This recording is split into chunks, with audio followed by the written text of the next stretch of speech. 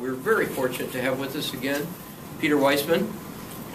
Peter is a good friend of GW. He got his law degree here. And more to the point, though, he's a real expert on intellectual property and patents, copyrights, and all that sort of thing. In fact, he was studying that stuff and writing papers on it even before he finished his degree here at GW. I just learned that recently. And now he's a partner in the law firm, international law firm of Blank Rome, which is conveniently located right across Virginia Avenue in the office building there, the Watergate office building. And he's also very friendly to GW entrepreneurs and teams that are starting businesses. So he has sort of a policy of welcoming them into his office. So without further ado, Peter Weissman. Thank you very much. Thank you. John introduced me. I'll just add a little bit further to that.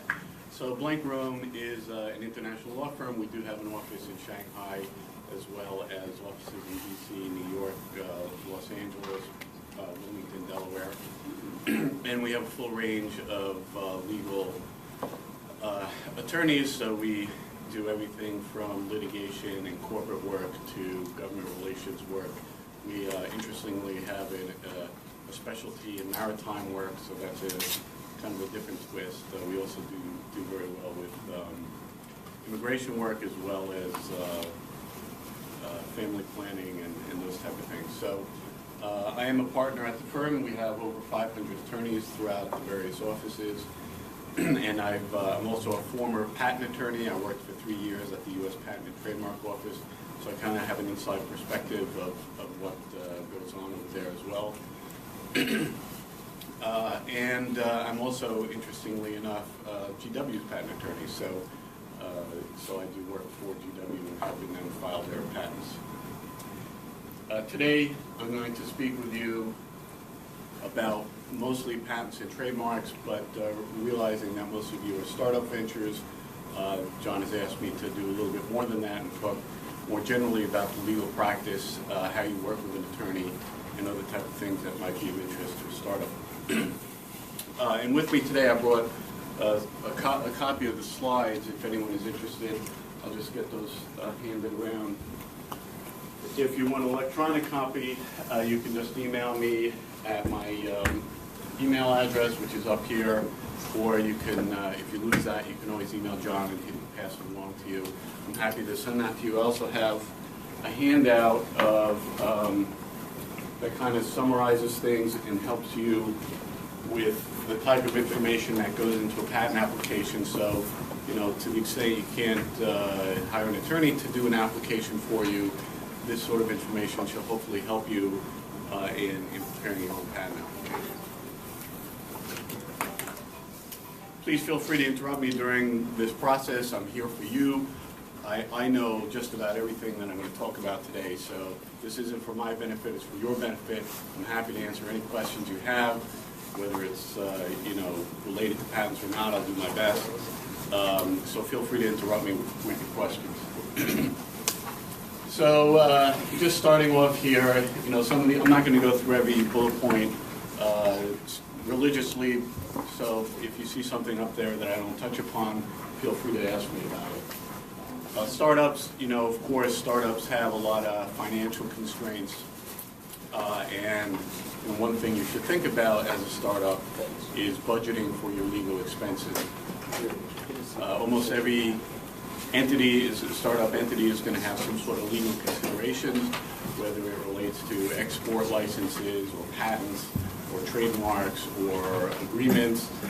You should plan to have some budget to allocate for legal expenses to work with an attorney. Failure to protect intellectual property, we'll get into that clearly a little bit further on, but you know, that is a big area that people, that startups often have trouble with, being able to afford the intellectual property. Recognizing your strengths and weaknesses, I like to put this down there. I work with a lot of different CEOs, CFOs, chief technical officers, and one thing that I feel is very important is that no person is going to have the skills required to do everything. If you're strong on the financial end of things, you may be weak on the business end of things or on the technical end of things. So what you need to do is, and I'm sure you've heard this before, is to build a team that can help you. Sometimes those teams are people that work in your company, and sometimes those people are external to your company, like attorneys, or getting a good financial advisor or something like that. So recognize your strengths and weaknesses. I also like to talk about one client in particular. He's not, a salesperson per se, and sometimes I feel like there are people who's sitting out here listening to what I'm talking about, and they're thinking, I'm a very timid person. I'm not, I can't go out and sell things. I'm just not that type of person. I can't push my product like someone else might be able to. And I like to talk about this one client who started his company 20 years ago, 15 years ago, and he quit he was working at a major pharmaceutical, had a nice cushy job there, and he quit. He felt he had a niche product which he wanted to introduce into the marketplace. He quit his job. He mortgaged his house not once but twice. He had a family, and he was very, very quiet guy. He was soft-spoken. He spoke very slowly. When I first met him, I always wondered, if he was upset with something. And but he believed in his product, and he had a good product, and he pushed it, and he sold it. And the company started buying his product, and today he has over 200 employees. So it's a real success story. And the reason I like to talk about him is because he is not a salesperson. He's not someone who is going to be able to sell you the Brooklyn Bridge, but he believed in his product, believed in his company, and that prevailed. He was able to, people recognized that, and he fulfilled a niche market. Obtain insurance. Sometimes people don't always think about obtaining insurance. So, that's something you should keep in mind. Product liability, of course, is something that always pops up in people's heads. There are other types of insurance that you may want to think about. The last item here I have is your attorney as a business resource. And stop me if I'm going a little too fast here, but people don't often think about this, and this is particularly pertinent to a large law firm like myself. And sometimes I like to refer to my firm as being a sort of a LinkedIn supersized, or LinkedIn on steroids. And what do I mean by that? I have a client, right? You may have a problem. Let's say you're a new business, you're looking for commercial property in the area, you're not really sure what to do. You don't know, any of the commercial real estate brokers, you don't know where to look, what might be a good area of town. Well, guess what? My law firm has a real estate attorney. He's been working in this area for 20 years. He knows all of the brokers. He knows the good ones, the bad ones, the cheap ones, etc. If you call me, what I do is I email the firm. If I happen to know the person specifically, I'll ask them. But I will email the firm and say, I have someone who needs our help. He or she needs a real estate attorney, commercial broker, or whatever it is. Can you help me? So this is where the steroids part comes in. I get these emails every day myself. Partner from New York, partner from Los Angeles, emails looking for help. How can I help you? I want you to succeed. You're my client, right? The more you succeed, the better your company becomes. The more legal issues you're going to have, the more I can bill you, the more you can pay your bills. So I want you to succeed. So when I receive this email, LinkedIn, you receive emails all day, right? You ignore them sometimes, maybe most of the time. You don't really look at your second level connections, your third level connections, forget it. But I get an email from across the country from some attorney in my firm who I've never met, or may have never met, and he's looking for some way to help his client out. I want to help my client out. So I want to make that relationship.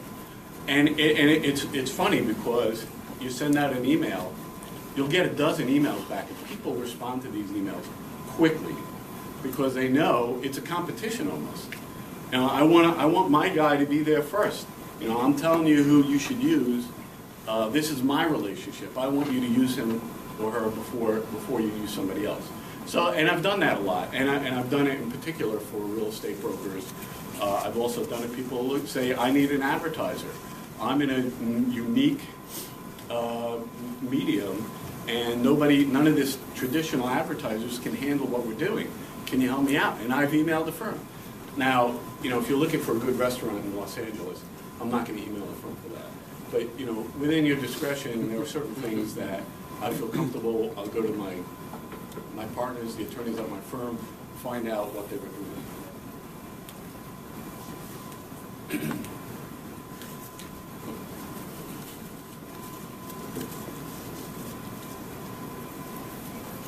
Some other issues that face startups is, of course, agreements.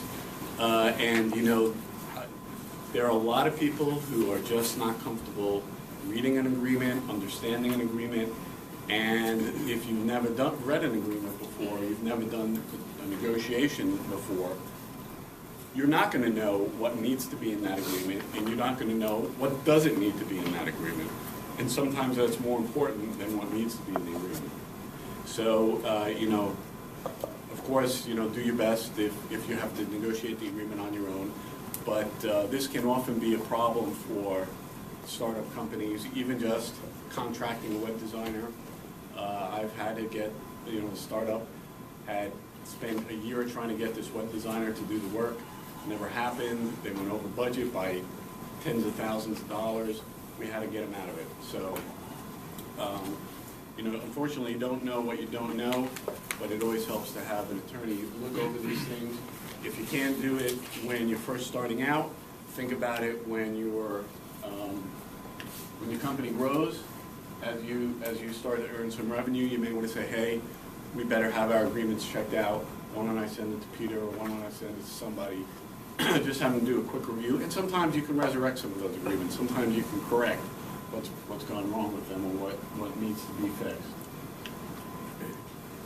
Non-compete agreements, you know, people often think, well, you know, I worked for this company for 5 years. I know all the customers. I know what their pricing is. I'm going to go into business and start, you know, reaching out to the customers and stuff. Just think about what you're doing. Sometimes there may be trade secrets, and you need to be cognizant of that. Yes. Okay.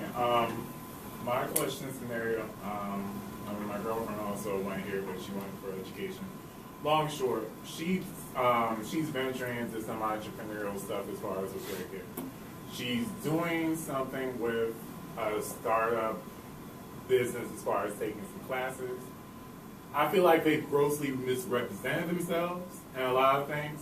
Now, I mean, as far as with non-compete, as far as starting some business or whatever, I understand that. She was able to negotiate some stuff by, they said she couldn't call herself a stylist. She's on this blog thing called Style Seat, so she was able to negotiate that. But there's some things about if she does particular things that they supposedly can sue her for $20,000. But evidently she's telling me some of the things which she's learning in this class, which seems rather bogus. And I'm not sure if there's really an out clause besides some of the things which she's telling me about maybe medically, which might be an out thing, but she really has a desire to make a transition from education, working in Montgomery County Public Schools, to being entrepreneurially in hair. I'm just really trying to see if a company grossly misrepresents themselves, because supposedly it's, I guess, gag type stuff, like, you know, well, if you do this, you have to pay us an absorbent amount of money. Right, so just to repeat the question, so someone's working for a company and they're asserting certain things are trade secrets, certain things are not. Taking a class more, not necessarily working for a company. It's like, you know, she's taking a particular class, their entrepreneur thing, part of it is that they're opening a school teaching folks, you know, and she enrolled with that. She paid money. She paid $1,000 for that. And then she's not really feeling like she's getting what she bargained for. Yeah. But it's just like with that. What I would say is look at the student handbook, look at the policies that the university has, and you can probably find this online. You go to their website, I'm sure, if you search student policy or student handbook or something like that, it might spell something out. And just have her look back at some of the things that she may have signed when she enrolled in these courses. But if you're taking the course and somebody is divulging this information, you know, it depends what it is. If she's getting out of the textbook is not trade secret information, it's public information. We'll talk about trade secrets at the end. There are some criteria as to what can be a trade secret. But the situation we've had before is we'll have a client come to us and say, hey, you know, we just hired somebody from our competitor. What can and can they not do? And we'll advise them specifically on the types of activities they can do and the things that they should be careful of. But you do want to look at the agreements that you've had with your employers, you know, any other type of agreements that may apply to the situation. And that's really the first place you would go to. If it's not in the agreement, it still could potentially be a trade secret, but you'd have to be, you know, you have to work through to figure out what it is. Correct. Good. Forming a company is the next section that I was going to talk about briefly, and understand that some of you may have already attended a presentation on companies. And a lot of it is driven by tax implications, and by that I mean, you know, how can we structure our company to either incur the least amount of taxes or to otherwise maximize our revenue and profit. And that's really what it's driven by. And often somebody will call me and say, you know, I want to form a company. Which company should we form? And I'll get my tax guy on the line, and I'll say, hey, you know, what's the best way for them to minimize their taxes here? And that could drive it. It can also be driven by an investor who says, oh, you have to be an S Corp or you have to be a C Corp. That's the only type of company I invest in. Now, if you've already started a company and you need to move it to another company, let's say you started an LLC, and somebody says, I want you to be an S Corp, you can still change it. I mean, we all hear about companies changing all the time. They're you know, breaking off a subsidiary, or they're forming a holding company. They're doing some sort of corporate activity. So it's always something that's reevaluated, and even at an early stage, you can certainly change a company. You can move the company from one state to another, do whatever you like with it. A few things that I'll talk about is insulating from liability. You know, I'm sometimes surprised that people ask me, well, why should I have a company? I'm just doing it in my own name. You know, I'll just do that until we start making money. Well, that can be troublesome sometimes. If you're entering into agreements, if you're accepting money, if you're paying money, you want to form that structure, that company structure early on. Because the sooner you do that, the sooner you will be insulated from liability. So if you enter into an agreement with somebody and something goes sour with it, what happens is they would come after the company, they wouldn't come after you as an individual. So that's what we mean by insulating you as an individual from liability, so that if something happens, you know, somebody hurts themselves with their product, or you default on an agreement and they come after you, if you don't have a company set up, then they can come after you as an individual. They can try to get your car, they can try to get your house, they can try to get your dog. Whatever it is that you own, they can try and get it. Now, if you have a company, that insulates you from that liability. Did you have a question? Yeah, when you say company, are you talking about like LLCs and corporations, or entrepreneurships actually fall in that category to your company? So the question was, what kind of companies am I talking about? So for the most part, it's you know, any sort of LLC or corporation. It would not necessarily be a partnership. Partnerships don't always, depending on the type of partnership and the structure, partnership doesn't always insulate you from personal liability.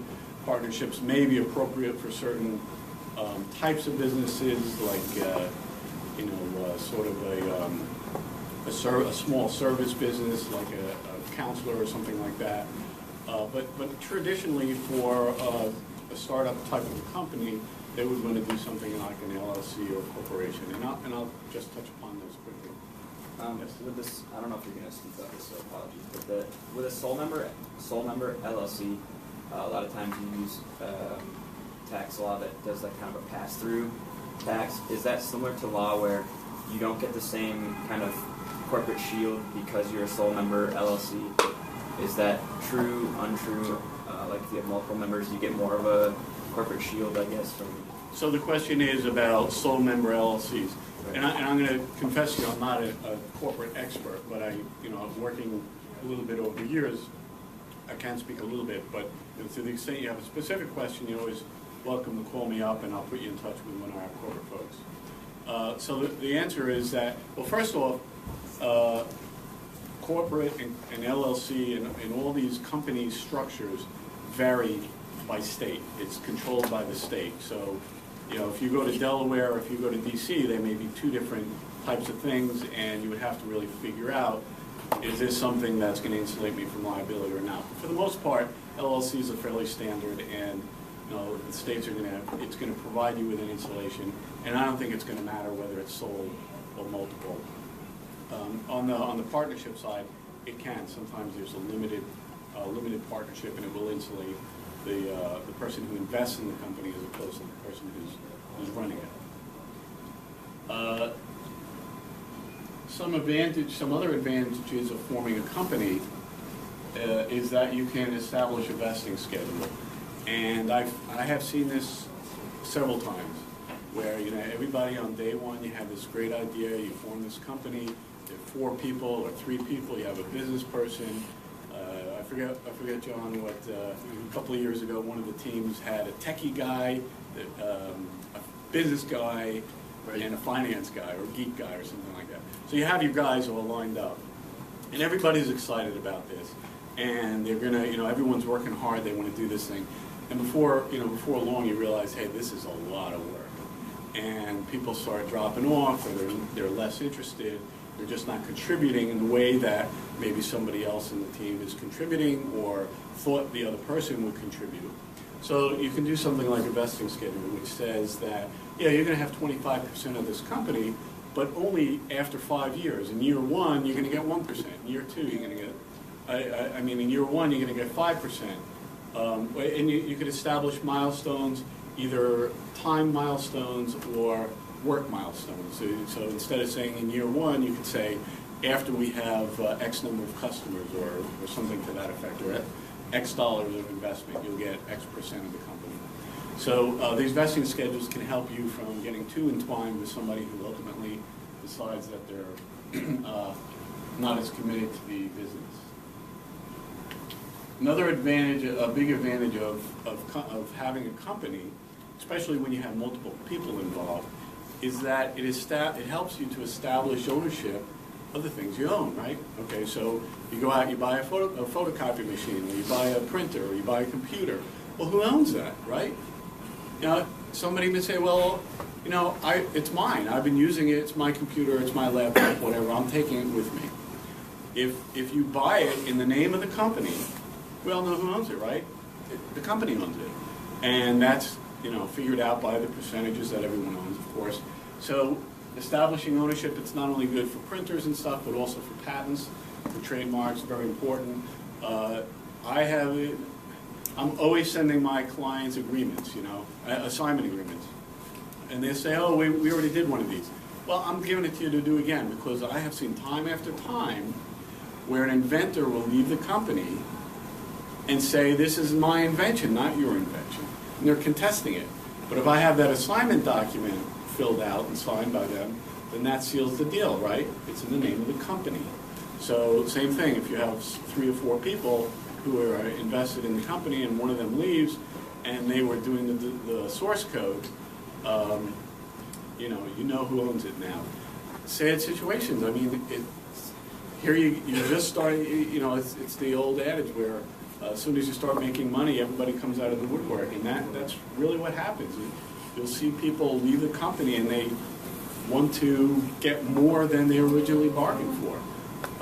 And they can hold things up. They can hold up investors. They can hold up your business. So you want to try to take care of that as early on as you can. Simplifies the investment process, of course. You can just give someone shares in your company or join them as a member. in order to take an investor. Did you have a question? Yeah, sorry to bring you back. Could you just describe what an assignment document is and what you use it for? Yeah, I'm sorry. So the question is, what is an assignment document? And basically, it's just a simple piece of paper. It can be a page or 2 pages that just says that this is the property, and I am assigning my entire right, title, and interest in the property to the company. So you could do that with anything, whether it was like a design or a logo. Let's say you had someone do, like within your company drew a logo. Would they then assign it to, let's say, the corporation or the LLC, the business itself? Or is it only like inventions or coding or whatever the case may be? So the question is, can you only assign inventions or can you assign other things? The answer is you can assign anything. So the easy part of assigning an invention is that it's easily identifiable. So you want to do your best in an assignment agreement to clearly identify what it is that's being assigned. And the best way to do that is to attach it directly to the assignment agreement. So, with respect to a logo or something like that, you can attach that and say, I designed the logo that I'm assigning it to you, and you just keep it on file. Now, with a patent or a trademark, we actually record the assignments with the patent and trademark office so that, anyone can access it if they need to. Another thing you should think about, though, is when you're hiring this person, you want to put an assignment clause in there somewhere, right? So if you're taking someone in as a member or a partner, you want to have an understanding that everyone's assigning or contributing certain things to the company, and that the activities they take while working for the company are going to be assigned to the company, or are assigned to the company. There's been a case about to be assigned versus is assigned. So you want to try to be, you want to say is assigned and or will be assigned or both. And to the extent you're doing an agreement with a consultant, you go online, there's these logo sites and build a logo for you. You want to make sure that your agreement says that you're going to own that logo, or you're going to own whatever it is that is developed for you. And especially with source code as well, you want to make sure that that agreement is as clear as possible. Now this is a big caveat, of course. You can't just say, okay, I have my company, I'm going to go about my business and do whatever. You have to operate like a business, right? You can't just say, this is my lemonade stand, and then, start going to your mom to get the lemonade. You need to, set up a bank account. You need to write checks from the bank account. Any money that you're investing into the company should go into the bank account of the company. Don't just write a check for the computer and figure out it's under the company. Everybody knows that. No, you write a check to your company, and the company buys a computer, or you can buy the computer and then get the company to reimburse you. So just pay very specific attention to the formalities of the company. If you don't, then you can risk that, if somebody sued you and the judge is going to look at the company structure and see if you've abided by the terms of the company. And if you have not, they may pierce that and go through and hold you personally liable. So, don't commingle funds, and don't just, set up the company for the sake of saying you have a company.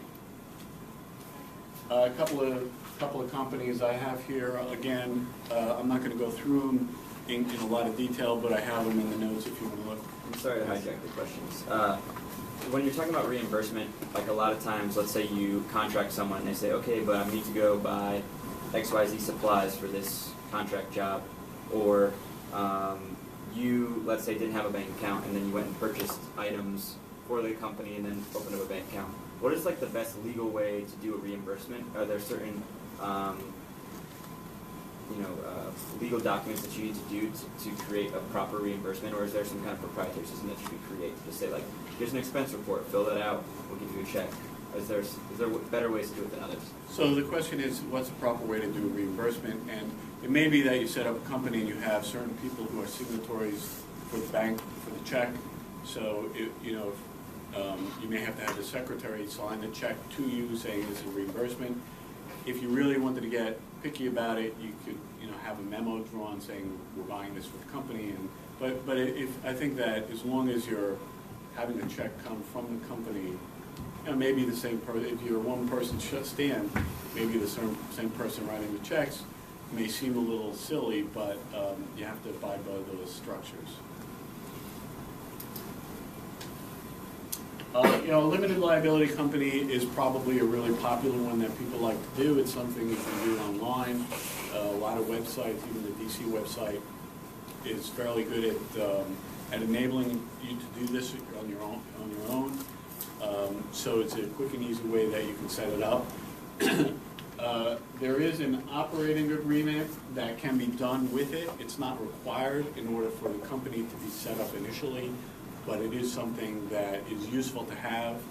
So the operating agreement just basically says, this is our company, this is who the officers are or the members are for an LLC, and this is what everyone's contributed to the company, et cetera, et cetera. It kind of sets the rules of what the company is, what it's going to do, and how it's going to do it.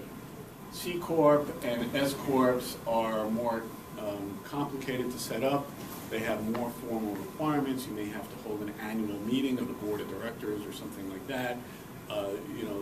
It may not be too onerous for you to do these types of things, but it is something you have to think about on a yearly basis or a regular basis to comply with those type of things.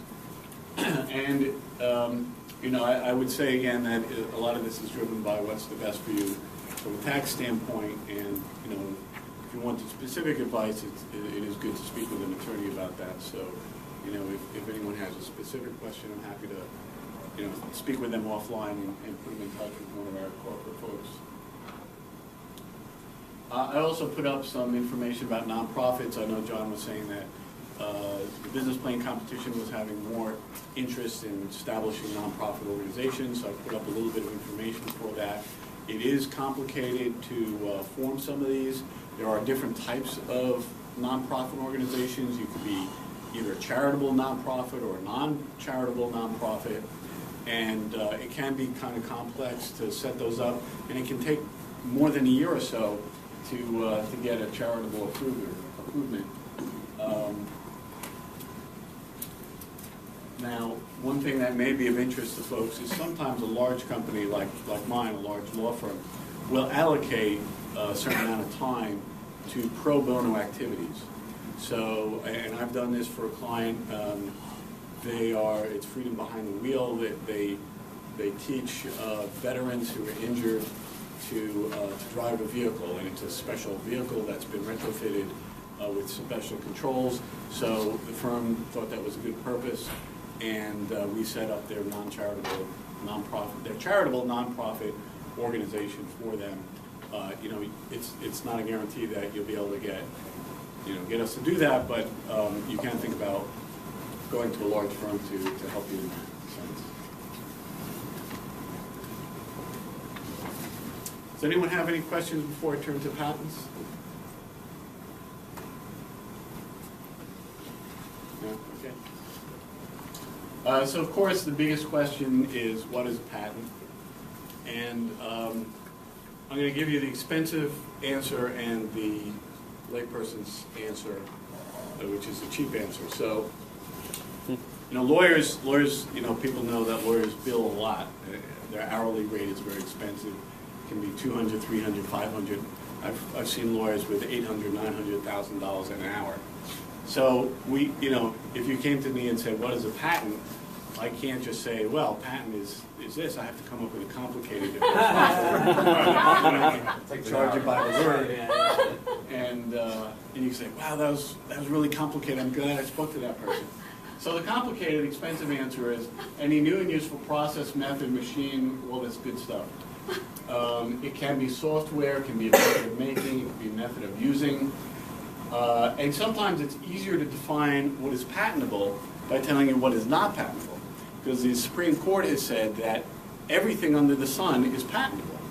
So what does that leave us with? The exception is, and this is kind of a category, it can't be an abstract idea. It has to be something that is implemented.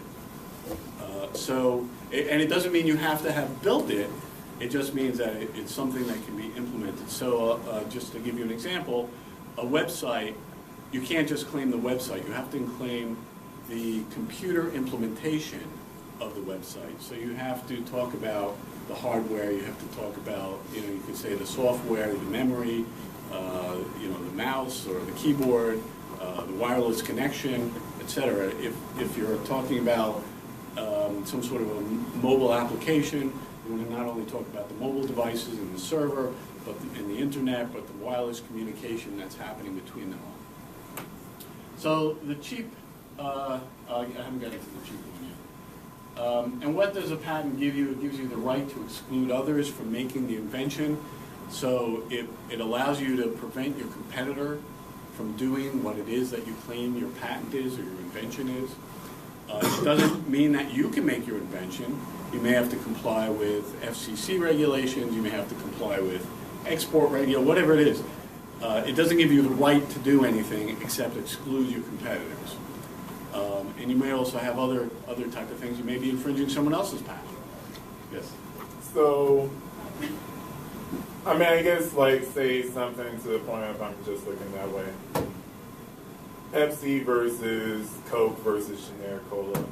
Sierra Mist versus Sprite versus 7-Up. Papa John's versus Pizza Hut versus what? I mean, I'm assuming all these organizations have patents on some type of recipe and, like, what makes them unique versus pizza versus some soda or even cups to paper plates or whatever the case is. Or you even talk about the patents for, like, GW at universities and university, but it might be like, what is the different in the widgets or service or whatever that is unique? I mean, I know being Shark Tank geek, there might be a slight minuscule difference that makes it slightly unique. Well, let me give you. I'll give you the cheap answer in it. Okay. Okay. And maybe I think it'll answer your question. All right. So here's what I call the practical test, right? And actually, I probably should even state it a little bit more succinctly than this. But does it provide you with a commercial advantage? Okay. Here's the test. It's going to cost me $10,000 to do a patent. Is it worth it? Right? Isn't that the test? Yeah. Is it worth it? Is it worth it to my business? Am I going to get any value out of this thing? And if the answer is yes, that means that your invention is probably different than what your competitors are doing. And if there's some difference in that, and it's providing you with some sort of commercial advantage, and it's worth spending the $10,000 to $15,000 to do an application, you're probably going to be able to get a patent. Now, first, don't make your own decision on what's patentable or not. You call me up, you tell me in 5 seconds, I'll tell you whether it's patentable or not. And it comes down, it's actually a two-part question that you're asking. The first part is it patentable subject matter? And the answer is almost always yes, unless it's an abstract idea, which means, I have a better way of selling pizza. Well, that's not patentable unless your better way is implemented over the internet. Amazon has tons of patents, right, for how to sell a product. And maybe some of you have heard of their one-click patent. So, it can't be abstract. It has to be a specific implementation. Yes. This is kind of a random question, but I heard Pandora spent a lot of money like patenting its like software and stuff like that, and then Apple just like basically copied what Pandora's doing with what like it has now. So how is that like legal? I guess. Yeah. So the question is, can someone design around your patent? And I'm here to tell you, patents are a very, very tough game to be in. You're coming to me, you're paying me a lot of money, right? I'm trying my best to get you a patent with the broadest scope of protection. At the end of the patent, there are a set of claims, and the claims basically say, this is what I consider my invention to be. Apple sees Pandora's patents, what are they going to do? They look at the patents, they look at the claims, and they go to their expensive guy, and they say, you got to, design me around this thing because I got to compete with them. And that's what their expensive person does. And, just as you're trying to fight for broad protection, trying to fight the design around, and then actually the law encourages people to design around the patent. So it's completely legal to do. It doesn't mean that Pandora can't sue someone who copies their patent. There's no guarantee from that. We live in America, and there's a right to sue people apparently. So when you have a patent, you can enforce it against somebody, and even if that person says, doesn't believe they're infringing, there could be a lawsuit over it. And it's very discouraging to us because our clients will say, "Oh, there's clearly no infringement here. Why don't you just go tell the judge that?" Well, that's a 2-year, $2 million process to tell the judge that. So,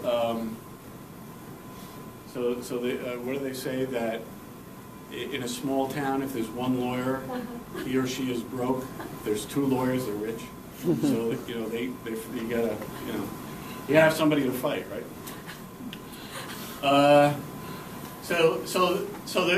sorry, I gave you. So the question is a 2-part question of what is patentable. First part is it patentable subject matter? And the answer is almost always yes.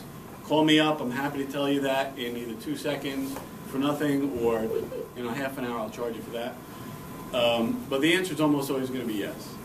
There are situations where, but the bigger test is the second part. Is it obvious over what others have done?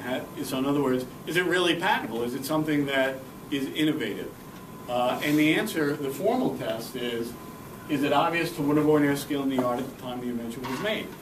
And what does that gibberish means? It means, is this providing you with some sort of commercial advantage? Is yours better? Is it faster? Is it cheaper to make? Is it more streamlined? Is it easier? Is it quicker? What is it? And it doesn't have to even be better. It can just be different. It may be different and worse. But if it's different, the patent office, an examiner can't just say it's not patentable because it's not. It's supposed to be an objective test. They have to have some evidence, and that evidence can be in the form of a prior patent or 2 or 3 prior patents, and they may combine them and say, well, this one only shows part A and B, but this one over here shows C, and when you combine them together, it means you don't get a patent. So it's a tough analysis. But if yours is different enough, and you can justify spending the money for it, then you believe that it's somehow different. Now, the other thing I like to tell startups is, because it's very expensive to get a patent. People often ask me, I'm a smart person. I am an English major. I've studied under the English gurus, and I'm a smart person. I'll just write my own patent. I'll send it to you. You do a quick review, and we'll get this thing filed in no time. And maybe you just charge me $100. It has never happened. And I'm not saying I'm a genius, but I've been working in this area for 20 years. And I'll look at your application and I'll tell you in probably 10 minutes what's wrong with it. And I can tell you right now what's wrong with it. Because I know what you're going to do wrong. And it's not that you're not able, you're not a smart person, or that I'm somehow a patent guru or anything. It's just that you don't know what to do with it. You don't know what you don't know type of thing. And I've trained people. I have associates that work for me, attorneys who've gone through law school. They're very bright people. It probably takes them 2 to 3 years to really get in the groove of being able to write their own patent application. So it's not that you can't do it. It's just that you don't have the experience of doing it. Just like you don't want to be your own dentist, right? Is it difficult to remove a tooth? I don't know. But people do it, right? You always see some guy on TV who's stitched himself up or unstitched himself or done something crazy. What does that show? 50 Ways to Die. So, can you write your own application? Now, I've worked at the patent office, and I have seen applications from that side. And this is, my first year of being exposed to patents. And it's immediately clear when someone doesn't have an attorney. It's just a fact of the situation. And what are you going to do wrong with your application? You're not going to describe the invention with sufficient detail, and that's what's important. And that's in the handout that I sent around. It's all about the detail. And I don't mind giving you that handout because you're going to realize, oh my gosh, this is difficult. I'm of the thought that the more information you have, the more you'll be able to spot an issue is really what you want to do. Spot an issue and realize that you need somebody to help you out. So just to give you an example, and somebody talked about Papa John's before. You can get patents on recipes. They're very difficult to get those because people have been coming up with recipes since the beginning of time. So the patent office sometimes takes a little leniency in figuring out what's patentable in that area. Excuse me, but but I have seen patents on pizza boxes and stuff like that. And one of the types of patents I didn't talk about, was a design patent. And a design patent can be for an ornamental feature. It's more of the figure and what does it look like rather than the function of it and the utility of it. It's the design of it. So so if we were to just describe a bottle, I'm not gonna I don't know that there's any patent on this, but I'm sure it would be long expired. So how are you going to describe this, right? This is my invention. I invented a bottle, right? So what do I tell the patent office? I invented a bottle. Well, that's not enough. You have to say, I have an elongated tube, which is narrowed at the top. It's concentrically tapered inward. It has a cross-section, which is circular. It has a lip at the top, which is at the top circumference of it, threaded neck. And you just go into more and more detail. And I could get more into how to properly write an application. I'm always happy to talk about that. But it's just that you don't know how far to go in your detail. And that's sometimes a detail that's very necessary. And I have inventors who come to me all the time and say, this is my invention, here's a picture of it, let's get a patent. And I'll see this little thing in there. And I'll say, I've never written by the way, I've never written an application where I didn't have a bunch of questions for the inventor. And I say, I see this little thing in your picture. What is that thing? And then this whole story comes out, right? They're engineers. They're proud of their work, and they want to talk about it. And they're like, wow, I spent 6 months trying to design that little thing, and you wouldn't believe what it took me. And I had to do this and that, and this is the problem we encountered. And you got to put all that in there. I've come to a point where you've got to look at all these little things because those little things can often be very significant. That's just kind of another example of how difficult it is to appreciate what your invention actually is. And it's often only out of prodding that I get a full answer to what the invention is. So, yes? Well, I guess with that, and I don't know how it is with, say, I don't know who the inventor of the 2-liter bottle is, or when they went to 3 liters, or I know the common thing is 12 ounce, or now I know it's the mini cans, or even elongated cans, or whatever. But is it that whoever had the original patent on it is getting a royalty for whoever else copied off of that? Is that the general thing, or is everybody getting everybody for every particular company patenting every little thing, as far as in food, beverage, or whatever the case is? I guess that's what I'm trying to get, because I'm thinking that's so right.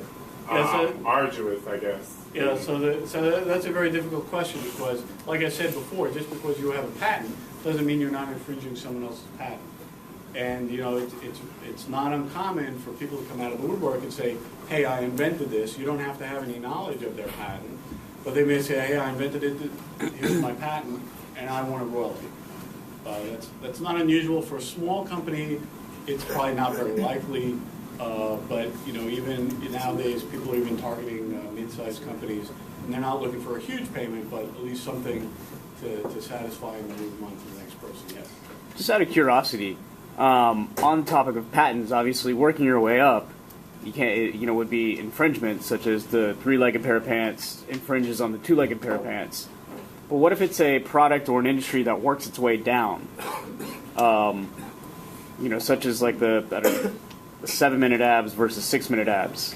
Where it's That's, I'm sorry, I'm just looking for the clock. I don't know what my time is. 6:10. Another 45 minutes. Okay.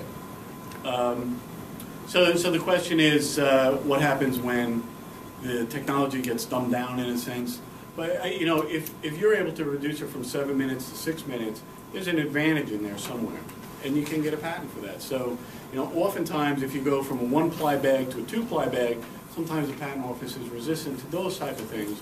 But if in making the 2-ply bag, you now have to interconnect them and you put a special, maybe some powder between it or something, or whatever it is, you're making some slight change. That slight change can be very important and can result in getting a patent. So making something faster or quicker or easier to use is certainly patentable subject matter. I mean, look at all the things that are easier for us today, dishwashers and all that stuff. And as it gets easier to use, the buttons get simpler. And then they come out with a new version that makes it more complicated. So you can't get a patent on that. Yes. Yeah.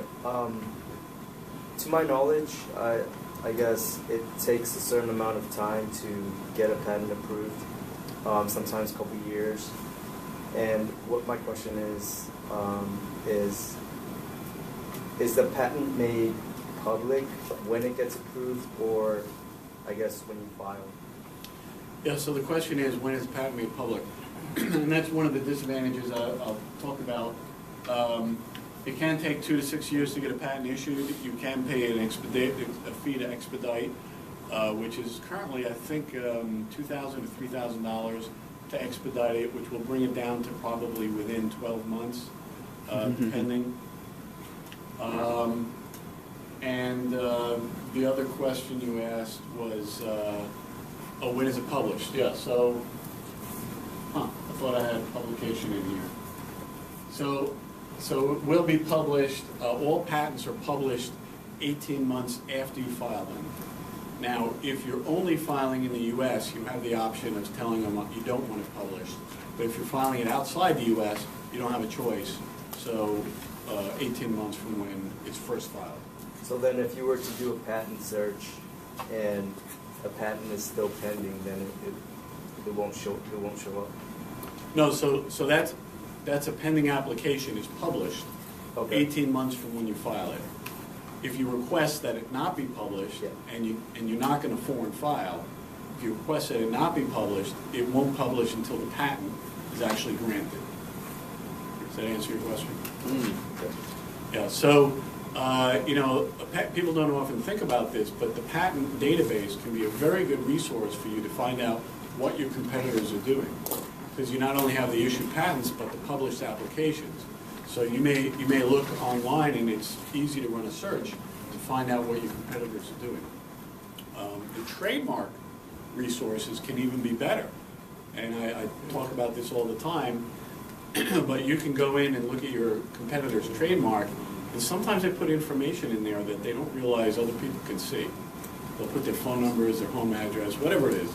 And I've had people come back to me years later and say, I was really trying to get a hold of this guy. He's very tough to find. And he looked in the trademark database and found their phone number, and he called him up. Or you found his email, send him an email. And conversely, I always tell my clients, it asks for your phone number. You don't have to put that in there. So, so it's a very good resource. I'll just talk about advantages. Establishes ownership, which we talked about. Investors want to see a patent protection, right? Right? You're a startup, right? What do you got? Are you going to start making pizza? Is that your technology? Is that your, not all businesses are looking for a scalable business, right? You may have a pizza place. That's perfectly legitimate. But if you're a startup, most startups are looking for some sort of scalable technology. So what does that mean? You're not going to put out a product that is like somebody else's. And what are you telling your investors? Oh, I have this great new idea, and this is what it does, and I'm so excited about it. And they're going to say, well, doesn't so-and-so do that? And what are you going to say? Yes? No. You're going to say, mine's different, mine's better. It's, oh my God, this is laughable, right? I got mine so much better, I can't even, my head's going to explode. So then what's the next question? What is their next question? Where's your patent? Thank you. And you're going to say, well, you know, it's expensive, and I didn't have the time, and I don't, you know. And what are they going to think about that? They're going to think that as soon as you come out with your product, your competitor is going to rip you off, right? They're already established. They already have 1 million customers, and as soon as they see your idea, they're going to take it. Why would I invest in your company when this other company can do it? So, you know, it's very expensive, but you don't want to send those mixed messages to an investor. You want to, it's clear that, you believed in your product so much, even if all you did was file a provisional application, you did your best, they realize you have constraints, etc. Yes. Sorry, so let's say like you invent something, but you don't patent it, and then someone else like finds it and then they patent it, but then you can prove that you were actually the one like who created it. Can you like sue them, or is that possible? So the question is whether someone else can patent your idea, and the answer is you have to be the inventor. Only the inventor can patent an idea. So I have had the situation where somebody came back from overseas and they found this cute little game or something. It was one of these things that expanded when it was really early on, and they found it was being sold in Europe, and they brought it back and said, I want to get a patent on this. And I said, oh, tell me, how did you develop it? Oh, no, I bought this. Well, you can't, it's not your invention. You didn't invent it. You have to be only the inventor can file for the application, but there is sometimes a dispute where, who invented what. And I've had situations where I filed an application, and 3 years later, the patent office sent me back an identical prior art. Identical. And, surprisingly, I couldn't reach our client anymore because they were out of business, and, they had just apparently, I'm not going to say anything else. Yes. I thought the rules on that just changed from first to invent to first to file.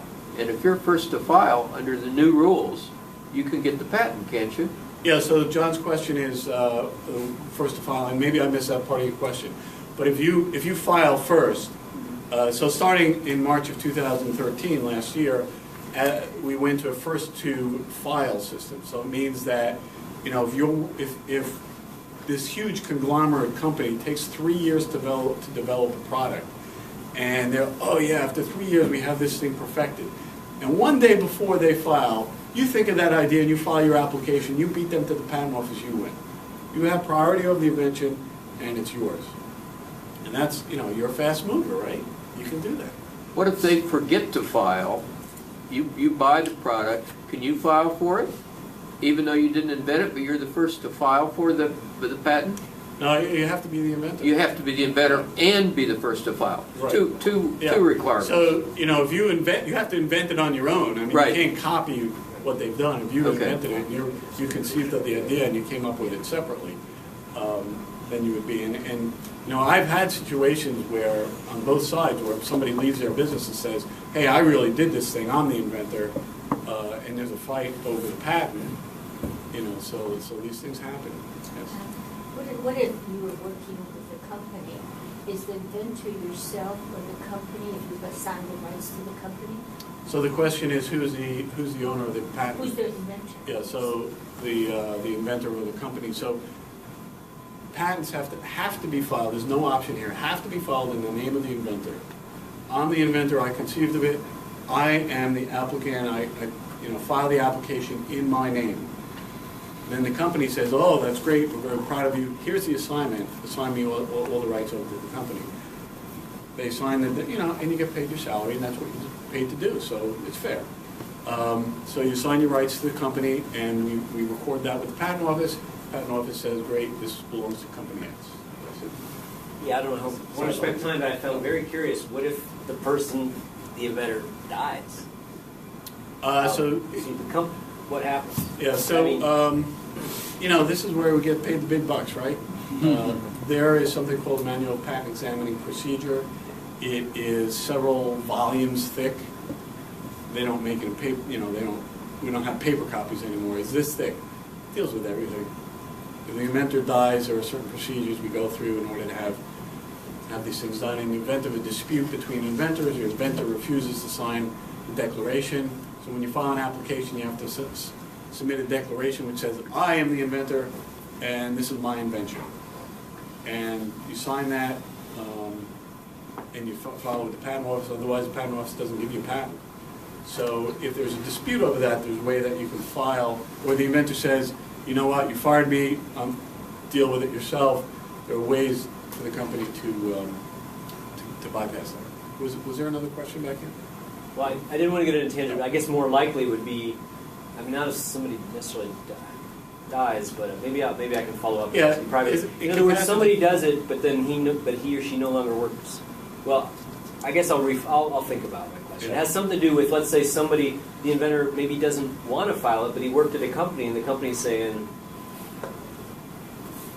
I don't know how relevant it would be. Yeah, no, I It's mean, not just he or she Yeah. dies, but there might be other. They wrote it, but nobody else can file, even though. well, yeah, I mean, if an inventor refuses to sign, Yeah. or So for whatever reason, Yeah. just says, I just don't want to do Okay. the application, That's there are it. ways to get around that, and, okay. you know, it's not always, cheap to do it, but there are ways that a company can work around it. Yes. I guess what you were talking about internationally, from what I can recall from the Shark Tank episode, you see something that looks almost identical, and you're talking about national or international patents. I mean, I guess from what you might patent here, but you may not have an idea of like overseas that there might be something similar to it. I mean, I think the case of it was like, I think some females that had like a cell phone case that looked like a purse. And like Barbara off of Shark Tank said that she saw something similar to it. I think it might have been slightly different. But I mean, I guess what's the case with that as far as the whole, I guess we're applying for the U.S. Patent and Trademark Office, and there might be something similar to that overseas, because I think you alluded to that. But I mean, what if there is something in Right. Europe, Asia, and something here? Right. I mean, are you clear or no? Yeah. So the question is getting a U.S. patent and foreign patents. And the answer is right here. Disadvantage is it's territorial, meaning that it's, a U.S. patent only protects you in the United States or importing or exporting to or from the United States. If somebody is making the product in China and selling it in Europe, you better have a patent in either China or Europe. And I'm going to just move along. I'm sorry, it's a little longer than usual. Provisional application, a lot of people have heard about this. What is it? Provisional is kind of a quick and dirty way of filing an application. It's something we do all the time. You just take whatever information you have and you file it with the patent office, and there are certain reasons that you would want to do that. Mostly it's driven by economics. You're not sure if the invention is worth the 10 grand just yet, right? So provisional lasts for 1 year, gives you that 1 year to kind of test it, figure out whether it's really worth the economical advantage. But it's dangerous to rely on. People will often file a provisional, and it will say A and B, and then they start disclosing the invention and their improvements, which are A, B, and C. And now, a year later, you go back and C isn't in the invention, in the provisional. That could cause you a little bit of trouble. Yes. Is the $10,000 is that associated with like lawyer fees? Where's Yes. that $10,000? Where does that go So- to? And also, just what right. kind of fees are associated with the provisional? Yeah, so the question is the cost of the patent. So the patent office charges $400 to file an application. If you're what's called a micro entity, which is a new type of status, it'll even be less than that. No, I'm sorry, $800 for a small entity, meaning fewer than 500 employees, $400 for a micro entity, which means you earn less than $150,000 and a few other things. A large entity is $1,600. So yeah, the bulk of it is the attorney costs. Statutory bar. Okay, this is important. This is your takeaway from today, right? I put 3 asterisks. You haven't seen any yet. So this is crux. This is important stuff. Statutory bar. Okay, remember, this is the expensive answer, right? And maybe I'll give you the cheap answer first, right? What is that book called? Everything You Needed to Know You Learned in Kindergarten. What you have this great idea. You were up all night just tossing and turning, and all of a sudden you came up with this great idea. It's going to solve, all our green energy problems. And you're so excited about this. What is the first thing you do? Tell someone. You don't tell anybody, right? Don't tell you. Kindergartners know that. You have a great idea. What do? Don't tell anybody. Right? And they get crazy about it. You can't tell anybody. I'm not going to tell anybody. I'm not going to tell my mom. I'm not going to tell. So that's the cheap answer. Don't tell anybody. Right? You call me up. Don't tell anybody. I forget the skit that they did on Saturday Night Live. Forget about it? No. No, That's different. That's different. That wasn't Saturday Night Live. It was the therapist show where the guy just said, "Get over it" or something. Bob Newhart. Okay. He was a counselor. I just remember that. Yeah. He was a counselor, and everyone came. Yeah, in. get over it, Bob Newhart. Yeah, counselor, and he would come in, and it was very funny. I'm sure it's on YouTube. But all the people who came in with the problems, he would say, "Forget about it," or "Get over it." That was his whole advice. So, statutory bar. This is the expensive answer. All right, I'm going to start my clock rolling. So what is this? What is this? Don't tell anybody. So how do you tell people? You can tell them by having a printed publication. You can have them by commercial use. You start selling the thing, or you start ordering supplies to have this made, or you have somebody make it for you. Public speaking, sale, all this good stuff. Any type of disclosure where you're telling somebody else can be a problem. And there are thousands of cases on this, right? Lawyers love to argue about this stuff. What is a disclosure? Because if you've disclosed it, it can invalidate your patent. So what do you want to do? You want to file your application before you disclose it. You want to file an application before you tell anybody. So that preserves your right not only in the U.S., but outside the U.S. Now, the U.S. gives you a 1-year grace period, which means that, oh my gosh, I already told somebody. What am I going to do? Well, the answer in the U.S. is if it's been less than a year, then you can still file your application. The U.S. gives you a 1-year grace period. So oftentimes when we start working with a new company who's already doing business and stuff, we tell them to think back. What have you done that's less than a year old? Let's file on those things. Let's file on those improvements. If you tell investors or if you tell people with a confidentiality agreement, they may not be a problem. The lawyer in me always wants to say, don't do it, but the practical matter is you got to do it, right? You got to do what you got to do. Just try to think of that date, and to the extent you can file within a year, that'll preserve you in the U.S. And most foreign countries aren't always concerned with those type of things anyway. So these are some common things that are specific to students and startups. Your business plan competition. What's an entrepreneur want to do? First thing, I got this great idea. I'm going to go present it, right? I'm going to go tell everybody about it. I want to generate interest. I want to get money. People have to start paying me.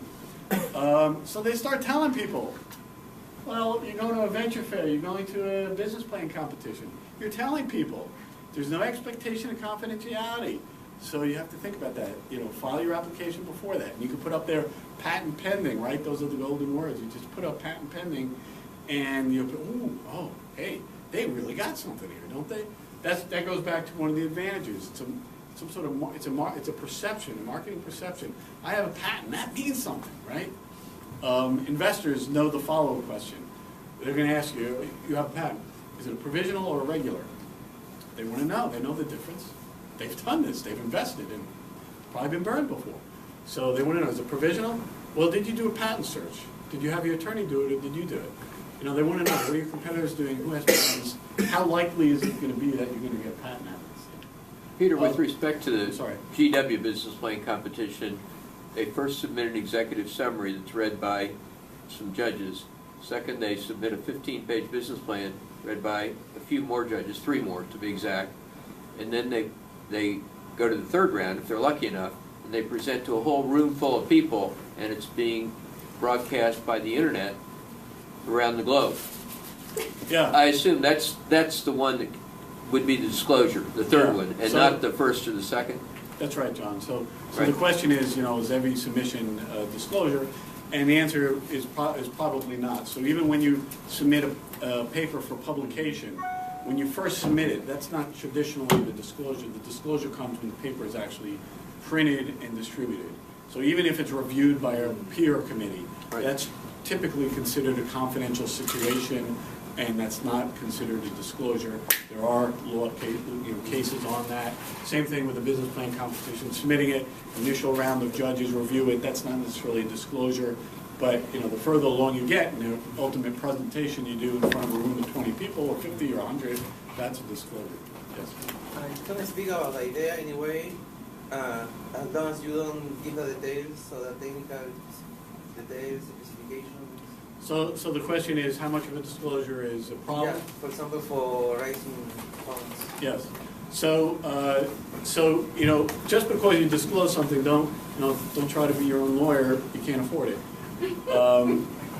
Just because you make a disclosure doesn't mean it's necessarily going to be a problem. If you only disclose a little bit, say, hey, I'm going to build a rocket to the moon. Well, have you really told anyone anything? You haven't told them about the jet propulsion. You haven't told them, So just because you disclose something, if it's a non-enabling disclosure, another fancy word we came up with to charge you a lot of money, if it's a non-enabling disclosure, then it may not be a problem. So, even if you've disclosed something more than a year, talk to an attorney about it, it may not be a full issue for you. And any improvements you've made can potentially be. For example, if it's an app or a software, you can explain what it does, but as long as you don't publish the code, so of the program and the source code? Yeah, as long as you don't publish it, you can say what it is, what it does. So the question is about source code, and you do not typically put source code in a patent application. You really don't need to do that unless your invention is the source code itself. But when you file a computer-implemented invention, you're not putting the source code in. You could do that as part of the copyright, but there are ways to, they call it snowflaking, where you put a piece of paper over it, and you can't tell what the source code is, but you see enough of it to be able to identify it if you needed to for a court.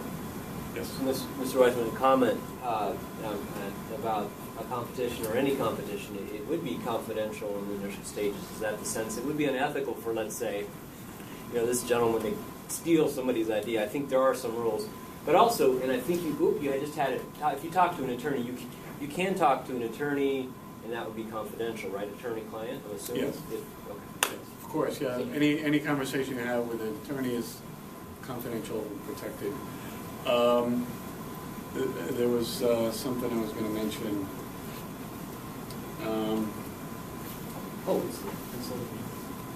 Yeah, well, consultant attorney is not an issue, not a disclosure. Oh. But you should consult an attorney if you're uncertain, Oh. or even if you are certain, just to make sure you're not wrong about if a disclosure is going to be a problem for you or not.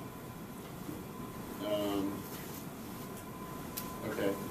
So, submitting something to the NSF could be a publication as well. Okay, so some patent pitfalls. Misperception of the standard of patentability. Not everyone has to be an Einstein. All these improvements that you're making. If you're solving a problem, probably the result is a difference between your product and someone else's product that you should consider getting a patent on. Don't delay, file before you disclose. The invention doesn't have to be reduced to practice. You don't have to have actually made it. So, especially with software, you can think of what it is. The only thing is, sometimes you think about an invention, and by the time you actually come up with a commercial implementation of it, it's probably changed quite substantially. So you could always file an application and submit another one later on if you had to. Inventors should be with your company, or you should have agreements in place that require them to assign it to you. Always file for your improvements. This is sometimes an issue with universities or students. Just because you're an author on a paper doesn't necessarily translate you into being an inventor on a patent. There are two different standards. Just because you're one or the other doesn't mean they translate.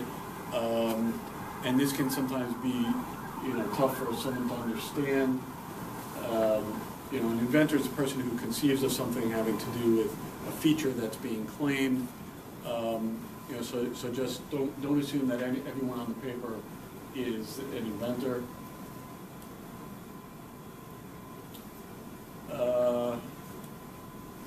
I'm not going to go through those things, but any questions on patents before we turn to trademarks? There is something special for software?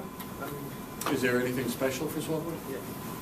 Yeah, so if you have a software invention and you show me your draft of your application, which by the way, I'm happy to look at drafts. If people want to send, say, I can't afford it. Send me a draft, I'll take a quick look at it and tell you how you can improve it. For software, if somebody's going to send me a software invention, they're going to do several things wrong. They're not going to have the hardware in there, which I mentioned. So if it's a mobile phone application, you got to show the mobile phone. You got to show the mobile phone with a processor, with an input device. You got to show the internet or whatever the wireless connection is. You got to show the server with the processor, memory, storage, or whatever. So those are things that you should put in there. I have that on my handout. Also with software, you need to put in a flow diagram, which is just an easy way that the examiner can look at it and say, okay, these are triangles and rectangles and diamonds, and just figure out how the system is operating by using flow diagram. Yes? I just wanted your opinion on all the mobile apps out there these days, because they seem to all be doing the same thing. Like Twitter supposedly patented or trademarked the hashtag, yet all of the other social media companies integrate that. So even though they're competitors, they're really thriving off using the same exact thing. So what's your opinion on, a lot of experts in technology say it's not even worth it to get a patent anymore or a trademark because everyone's doing it and they don't really care if you use it because they're already the top dogs. Right. And if you use it, it's only helping them, really, because it's tying everything in your app to another feature that they have. Yeah, so the question is whether it's even worth getting patented. So people have patents on software, but a lot of people are especially software designers, are of the opinion that it should be open source. So you can have the patent and just say I dedicate it to the public, or I'm going to have a policy of not enforcing it, or and if it makes business sense, like if Twitter didn't let everyone use a hashtag, then why have the patent to begin with? So, for business reasons, it may make sense to do that, or they can control the patent selectively. They don't have to sue everyone. They can go to somebody, and maybe they're paying a royalty. A lot of companies will have their license plan set out right on their website, saying, if you want to do this or that, send us $50 and you can do it. Yeah, I'm just thinking in terms of an investor saying, why don't you patent that? And you say, well, what do you want me to patent? The fact that we have profiles? Because everyone has profiles. Or Yeah, I mean, the fact that you can message or that you can post. Facebook has a patent on the like button, right? Kind of. It's given them tremendous value. I think that was one of their main distinguishing factors. They probably have a dozen patents on it. You could, other apps you can star stuff or check mark it. It's kind of, or smiley face it. I guess. Yeah, it's a little if it's something that's providing you with a commercial advantage, or if it's attracting customers or whatever it is. But at the same time, I'm sure Facebook had issues with patents that MySpace owned and other social sites owned. Yes. Well, is it something? I don't know the answer to it. But I guess from what he was saying with hashtags, I guess is Twitter collecting everything because for TV, and they took, I guess that's where Twitter seems to get most of the thing as far as like all the award shows and hashtag, all the trending with that. Do they get the royalties from that? Just like, I guess since I'm more of a performer and like supposedly people don't play Happy Birthday because of the whole royalty thing with that, they just back away from that. But are they getting royalties because of the trademark thing from the hashtags, from everything on all the TV shows from that, but they can't get from all the other trending stuff? Yeah, well, the royalties are, I can't answer you who's paying who royalties because it's all private agreements, so I couldn't tell you. But, the simple answer is that if you have a patent, you don't have to enforce it. You can use it defensively, or you can use it for marketing purposes or whatever you want. You don't have to use it in an offensive manner. So having a patent affords you the right. You know, the worst thing to do, and this happens to, I hear this all the time, worst thing to do is to not file it and you lose out, right? If you file it, what do you lose? I mean, you have the money. There is a big time commitment from the inventors to be able to do that. But we have clients who get sued, and I'll speak to their engineers and their researchers. And what do I hear? Time and time again. I didn't know that was patentable, right? First word out of their mouths. I don't know that's patentable. We did that 10 years before they did. And now they're suing us? It happens. I hear that story all the time. So that's a big pitfall, is they didn't get their intellectual. These aren't, stupid people. They're smart, intelligent business. They very focused, and maybe they were in a startup phase at the time. Maybe they weren't, or even established companies aren't looking to see what their engineers are doing to figure out whether they're, whatever. You're paying your engineer to do something, right? They're doing something. Patent it. If it's worth paying them $100,000 a year for, patent it. Yes. Going off of this idea with an app, how do you know what to patent with so many working parts? If you have like an app that provides some sort of service or that has so many different features, how do you protect that? Yeah, so the question is with apps again. So you can describe everything together, and once it's in one application, you can split them off. You can put the claims however you want, etc. So you can continue to figure out what you want to patent as you go. How long is it lasting? The patent lasts for 20 years from when you file it. The older term of measure is 17 years from when it's granted, and some of the older patents are entitled to that. Well, we'll turn to trademarks. How much time do I have? 15 minutes. Oh, okay. So I'll just go through this. One last question. Yeah, I just had a basic question. When you do file the application for the patent, is it possible, does everything on that application become public information, or can you choose certain things not to? So the question is what becomes public. So once the application is public, or once the patent is published, everything becomes published. So everything that transpired during the process of getting the patent becomes public information. So turning to trademarks. Okay, so I'm putting up trademarks and copyrights just so you have an understanding of what the distinction is. And the way I like to explain it, this is the expensive answer. It distinguishes your goods and services from your competitor, and it operates as a source identifier. I don't even have that. Oh, identifies a source of goods. What does that mean? What does that mean? It means that you drive, you fly across the country to California to see your friend or whatever, go on vacation. Oh my goodness, you're so thirsty. You go into the store, and what do you see sitting on the shelf? A can of Coke, right? And what does that do for you? Immediately, without question, you just take it for granted. You know what that can of Coke is going to taste like. You know when you buy a Big Mac, or you know when you buy an Oreo cookie, that you're not going to get a cookie that tastes like a Hydrox. You're going to get an Oreo cookie. You know what it's going to taste like. You know the quality. We've all had at least 2 or 3 Oreo cookies, right? So you know when you buy another one, it's going to taste the same as the last 2 or 3 you just ate.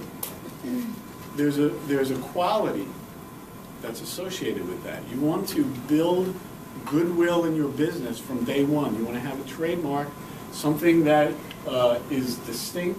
It's not a descriptive term, meaning that you can't get the trademark bottle if you're selling bottles. You can't get a trademark chair if you're selling chairs. It can't be descriptive. It has to be something that's unique.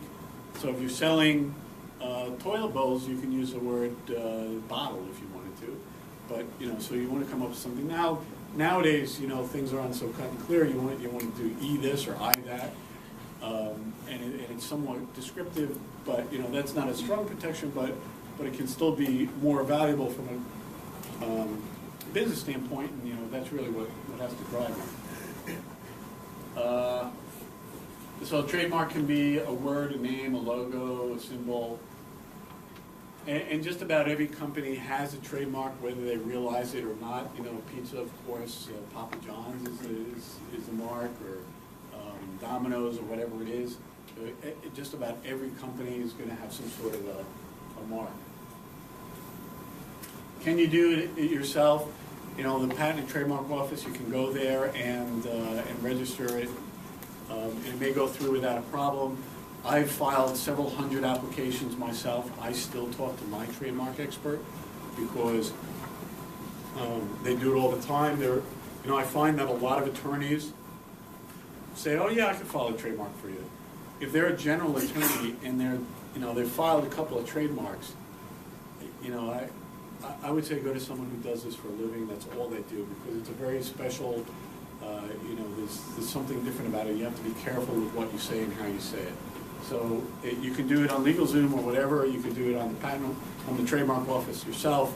But when you have the money, you know, make sure that you've done it right. So sometimes people say, "Oh yeah, I have a trademark. I registered my company in Omaha, in Nebraska, and it said that I had a trademark." Well, that's not a federal trademark, and I've had this problem before, where people say, "Yeah, when I formed the LLC, it asked me for a name, and it made sure the name was unique, and it said, now I have the trademark." Well, that's just a state trademark, so you know that only protects you very limitedly in that specific state. You want a federal registration. It's at the USPTO.gov. You can search trademarks, so just be careful with that.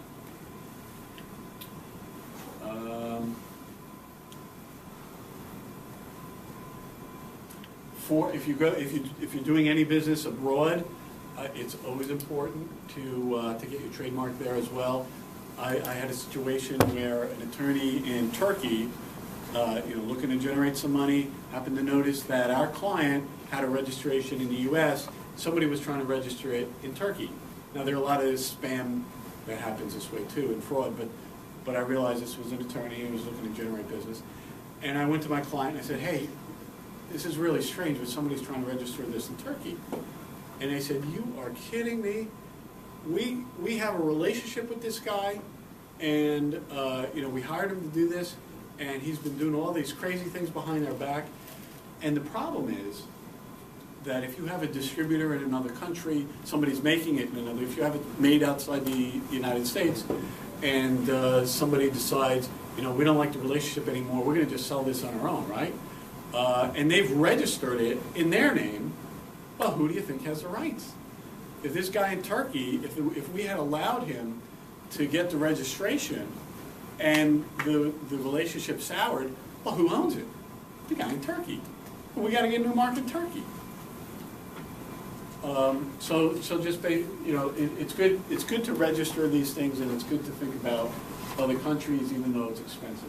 Copyrights is the last thing. Protects the expression, not the underlying idea. It's something that's fixed in a tangible medium, meaning it's in paper, on a website, a painting, etc., a song, and it happens automatically. You automatically get a copyright, but it is better to register it with the Copyright Office. I do have a few slides in here one slide about trade secret. I'm going to just let you look at that. If you have any questions, you can certainly email me or give me a call. Attorneys like to hear from people, that's how you generate work, right? So don't be shy. We never charge anybody for a consultation until we tell you we're going to start charging you. Because the last thing I want to do is send you an invoice that you can't pay, because now I got the firm on my back saying, "Hey, why isn't this person paying?" And I've annoyed you because now I've sent you an invoice that you weren't expecting. So it's bad business to really charge somebody when they're not expecting it. So you shouldn't be worried about that type of thing. And that's it. Did anyone have any final questions? Yes. Excellent presentation. Thank you so much for very nice materials and everything. That's not a question.